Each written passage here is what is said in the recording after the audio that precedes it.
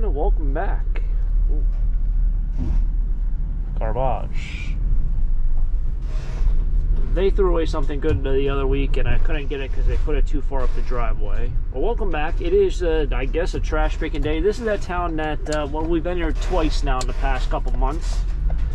I guess this will be a third time. Well, this might be the fourth time. I know I had one video get completely deleted. It's the first time I came to this town. But welcome back. Let's do some trash picking, see what happens. Trash picking with taco stacks. Another adventure, another day. Make it a good one. Let's do it. Alright, well, looks like it's going to be another one of those days. Oh, geez. See, I thought this was a real sink. Not even a real sink. Nope. Man. I seen all the toy stuff there, and I was like, oh, yeah. A lot of junky toys. They actually have a bicycle, like, right at the road over here, but it's covered in snow. I don't know if it was just left out there, or they just put it at the road. Yeah, it might be one of those days where we don't find anything. Could be, could maybe not be, I don't know. This winter's been crazy so far. Just got tricked out there by a fake sink. Happens to the best of us. Alright, thankfully this house looks like it might come in clutch, well, a little bit. Maybe not. Guess we can see what's in that bucket there.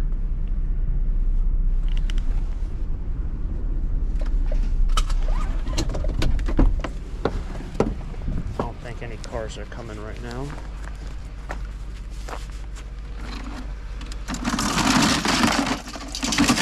A couple things of metal. Let's see, what is this? Empty. Well, it's blank on the other side. Corkboard, empty.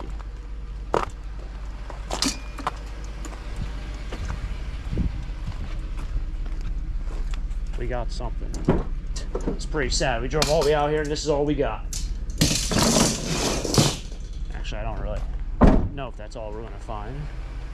This is one of the, this is the house that had all the Christmas lights.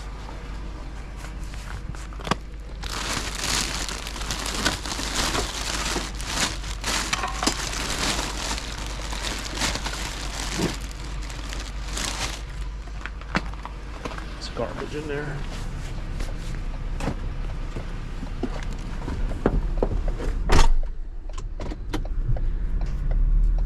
Couldn't take the garbage bags and go through them, but it looks like it's all trash in there. Like, I opened up the one and it's like garbage from like the garage. Like you broom sweep a garage and it's like, yeah, little pieces of grass and dirt, screws. If you know, you know. I was really excited there for a second. I was like, oh wow, because I saw it driving down this road.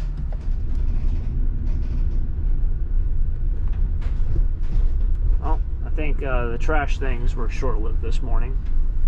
Kids are out for school. Alright, driving by that one garage that we kind of did to clean out with box truck eye. Wanted to see what it was like. Anything has changed. There's the path we dug out. Nothing's changed. There's still just the amount of snow still on the side as everything was, and still the parking's awful with all these cars going by. Alright, I figured I'd stop here, see if we have some boxes, but I think I figured out the trick here. The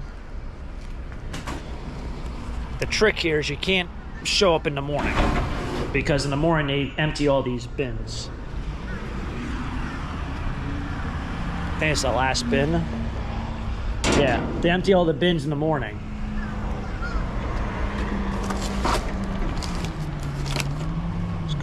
Good box over there. It's actually looking on was it Uline? Oh, Yingling, they got a new box. Maybe. Where the heck's that? It's buried.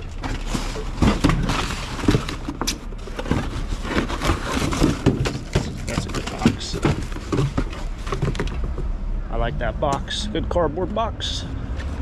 So looking at Uline. Not because I do a lot of shipping. It's all empty. Yeah, but not because I do a lot of shipping, because I really don't. I have one package up here. Kind of got lazy, so that's actually a sweatshirt. This guy right here. It was a U-line box, 14 by 10 by 4, and I think I went on U-line website, and if you bought, I think 100 or whatever, it came out to 94 cents per box, so it's almost $1 per box. But I was watching someone on something, Instagram or Facebook or something, and they said one of the biggest things they did that changed their eBay and shipping career, reselling career, was they just went out and bought boxes. They weren't running around finding boxes and saving themselves money, because what would happen would, if you ended up just buying boxes, let's say this box I just found, and you found out was the perfect size for 60% of your inventory, it would save you so much time to just have that stuff for shipping. And that time that they saved made it so that they would purchase other items that they knew they could fit in that box, and they wouldn't have to go out and find a box. It also reduced their so-called death pile, because they wouldn't feel like, oh, I don't have a way to ship this item, I'm not going to list this. So I thought about actually going out and just buying boxes and not doing what I just did, but I was driving through and I just saved myself $1. And that's if you buy like 100. So imagine if you went to the actual store, like the shipping store. That box I just picked up is probably like $2, $3. Let's see if this one will work. Literally have an entire bag here of nothing but padded envelopes.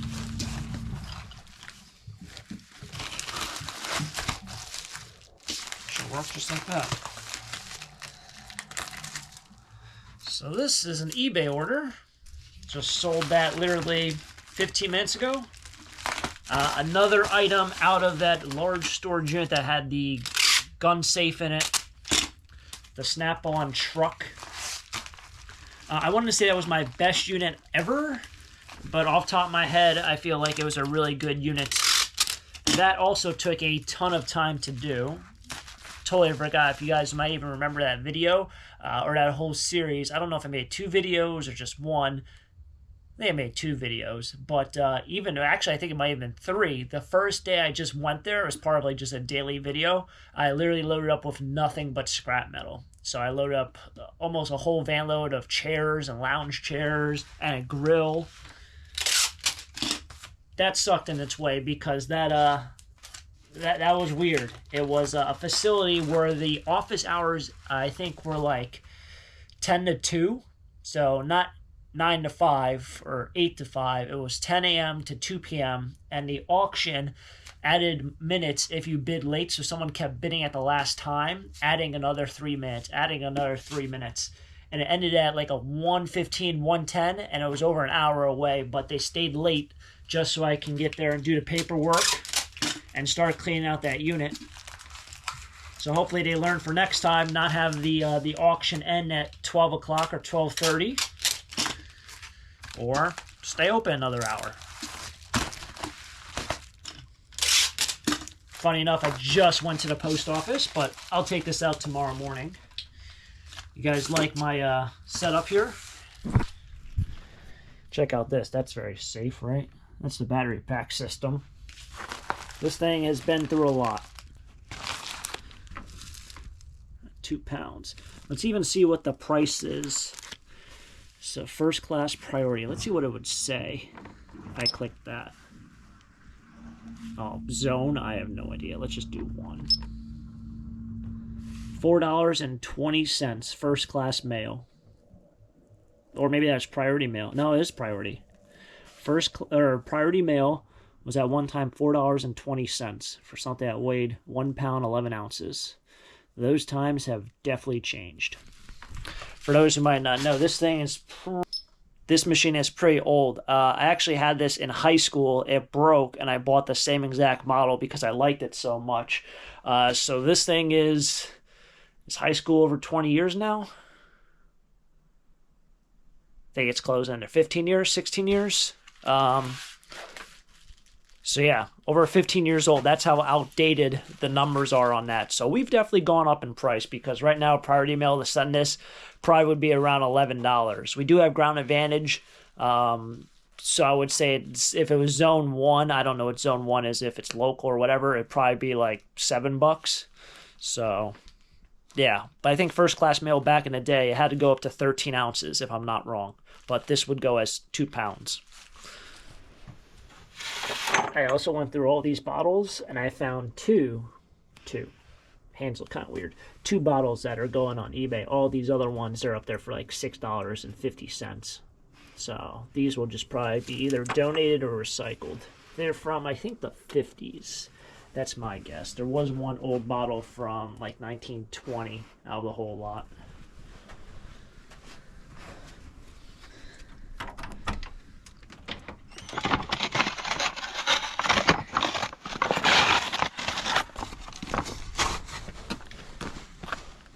Now, I'm not going to take these apart now because I feel like I do pretty much, I want to say the same things every episode, but we've been really knocking out these fan blades.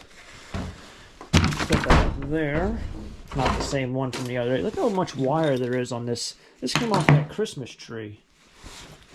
That's a lot of wire on that. It's a good portion. I mean, it's not like a lot of money, but I just thought it was really interesting to see that. I have been shuffling around. That's not it. This is it. All right, this is different stuff, but it looks like the other stuff. I've been shuffling around these spools of wire for I can't tell you how long. So this wire looks like that wire, but it's actually different stuff. At least I believe so. Now this might be the same stuff. Kind of hard to see when there's no sunlight. Been lied to a couple times with this sun thing. That might be the same stuff. But I don't know where this came from, where the other stuff went. But anyway, I'm going to walk this up to the barn, hopefully not get snow in my shoes. Maybe those are the 2 spools down here that I'm thinking of. I started stripping some wire, and since it was the braided stuff, it wasn't the solid stuff, which I believe this is, it started to just break apart, and I used to get in my skin, well, puncture my skin a little bit. It's very sharp stuff. I kind of told myself, all right, I'm done stripping this wire, but it was easy to kind of do, but it was kind of like a mess, so it was kind of a pain to do. So I was like, I'm going to just bring this stuff in and not strip that wire. But then price of copper went up, and I'm like, well, maybe I should do it. So we're going to walk this up, at least work on this a little bit. I'm going to see if the wire stripper even still works after being in the cold for the last 1,000 years. I'm going to take this stuff. One of these days, I want to sit down and do some wire stripping. So, ironically enough, it's actually my second one I purchased. Well, I didn't really purchase. The other one actually broke. After I did that live stream, not the live stream, the video, like the review video on it, I used like the wrong, I don't know, I tried putting one of these that were too thick into one of these slots, and it messed up the roller pretty good, and just made a really loud noise. And I was like, well, I don't think it's supposed to do that. And so I did a little bit of research, and they're like, yeah, you probably messed up one of the, I don't know if it's a bearing in there or something. They're like, yeah, you should probably return that while you can. So I was able to replace it for free. So if you ever buy it, make sure there is a warranty. So if you do accidentally do something stupid, or if something, you know, doesn't work the way it should, you can replace it for a new one. This thing also has a little bit of, well, it has like these bolt things. So much wire.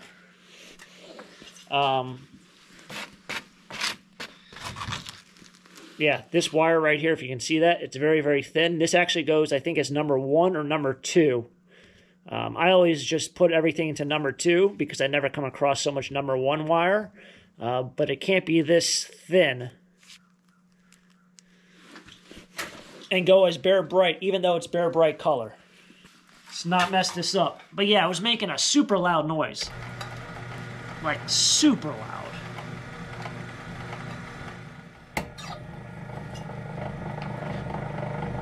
man, do I love this machine so much more than that other one that I used. The first, well, actually, I've been through, I guess, essentially 2 other wire stripping style machines. When I went back in my videos, I used to have this little square block that had all these bunch of nails in it. It's one of the first styles of wire strippers. And I think I made a video on it because I think it was from like 7 years ago. That thing was awful. And I mean awful. It was cool at the time because it was like my first scrap kind of an investment. But that thing, compared to all these other things of technology, are just so much different. I'm also hoping this thing just stripped this deep enough because this is just that clear plastic sheet. I didn't even check if it went deep enough on this this wire. No, it looked like it did. There you go. So yes, this wire is thick enough. That is so nice.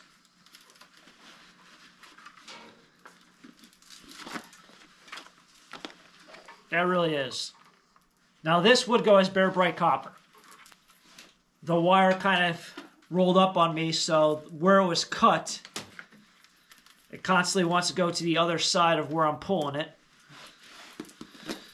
There you go. Look at that. Nice. That's the good stuff.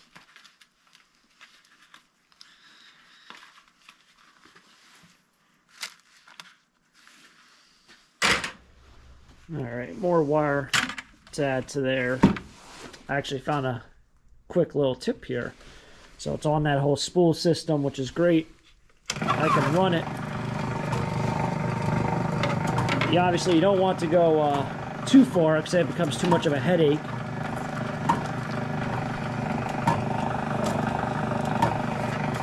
You want to stop it there, wherever you want to stop it. Come along. Give it a clip from the back over here. Leave the rest still in there. And then when you go ahead and try to actually take this apart, if you don't even have to worry about that clear insulation, that's the protective cover. All you gotta do is take off the black insulation and it'll also rip off the clear one at the same time. Just the most painstakingly part is finding that one split, getting your fingernail in there. That wasn't too bad. Just like that. Now you take it all apart. I have to switch out this trash can that I have that I put the insulation in. And the reason why I say that is the bag I have for it is too narrow. So the bag's not staying in the trash can. At first it went around the entire thing. But this bag I have in there is not good. So I gotta get a narrow trash can, which I have a bunch. It's kind of becoming more of a pain to put the stuff in there, though. Yeah. Make some money. Alrighty. Well, that's going to wrap it up here from myself. Yeah, winter's been rough. It's been tough, but we're almost through, I would say we're almost through February, but we're about halfway there now. Closing in on halfway. So, stay tuned for next episode. We'll go out trash picking again to a normal town. I might end up skipping a town that I did this morning, at least until it kind of gets warmer. However, today's day is actually the day I'd sell at Leesport, so in the summer months I would never even trash pick this town, but we'll see what happens. You never know. Some days can be great, some days can be a dud. Anyway, it's fun to hang out with you guys as always, and if you guys enjoyed it, hit the like button, subscribe down below, and stay tuned for another treasure hunt. Who knows what will be? Something fun, I hope, and until next time, have a great day. Keep living a dream. Peace.